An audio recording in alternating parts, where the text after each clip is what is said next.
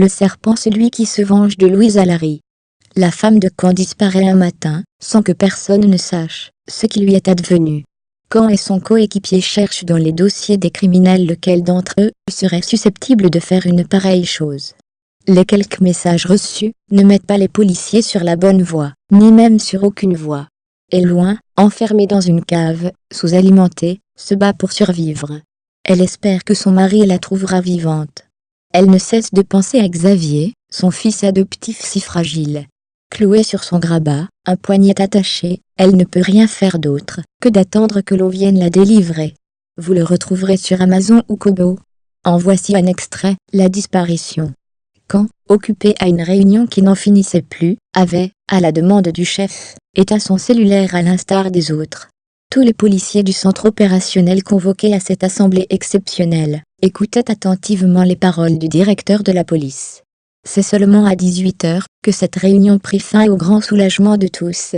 Rapidement, ils se dispersèrent affamés et trop heureux de rentrer chez eux. C'est alors que Caen alluma son portable pour se rendre compte que 5 appels venaient d'entrer.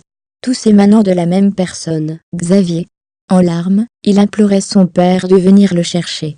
« Papa, viens me chercher, je t'en prie, je suis tout seul, et j'ai faim. » Inquiet et bouleversé, Caen appuya sur les touches.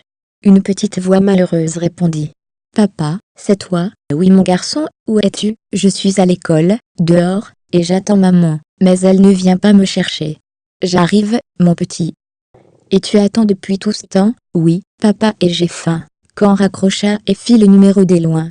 Seul son répondeur s'enclencha. « Bon, » se dit Caen, qu'est-ce qui a pu la retenir ?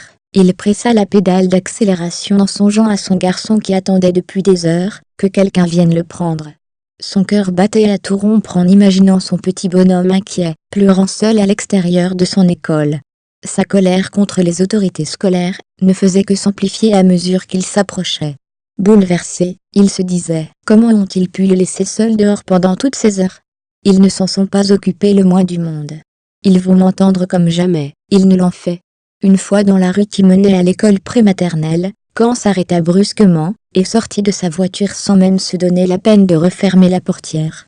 Il cria « Xavier !»« C'est papa, viens mon petit !» L'enfant se précipita vers lui, le visage brouillé, sali de larmes essuyées par ses petites mains sales. Caen le prit dans ses bras et le serra fort contre lui. « Papa est là maintenant, tu n'as plus à avoir peur. Allons, je suis là, mon petit gars. » Xavier serrait le cou de Caen de toutes ses forces tout en sanglotant. « C'est bon, monte maintenant, nous allons à la maison pour retrouver maman. Elle n'est pas là. J'ai essayé de l'appeler. Jamais elle ne m'a répondu. » Terriblement inquiet, Caen se frotta la tête de sa main gauche, pendant que Xavier se calmait en sa rassurante présence.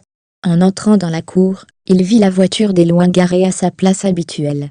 Il pensa immédiatement à un accident ou à un malaise. Houston, en les attendant arriver, se mit à aboyer désespérément. Ce qui inquiéta Caen davantage. Dès qu'il ouvrit la porte à l'aide de sa clé, son cœur se mit à battre de peur. Le chien se précipita dehors et leva la patte, pour uriner pendant un long moment.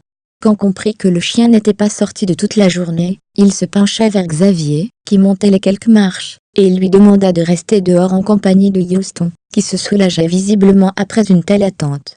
Caen entra la peur au ventre. Si Éloin se trouvait en mauvaise posture, il ne voulait surtout pas que Xavier la voie.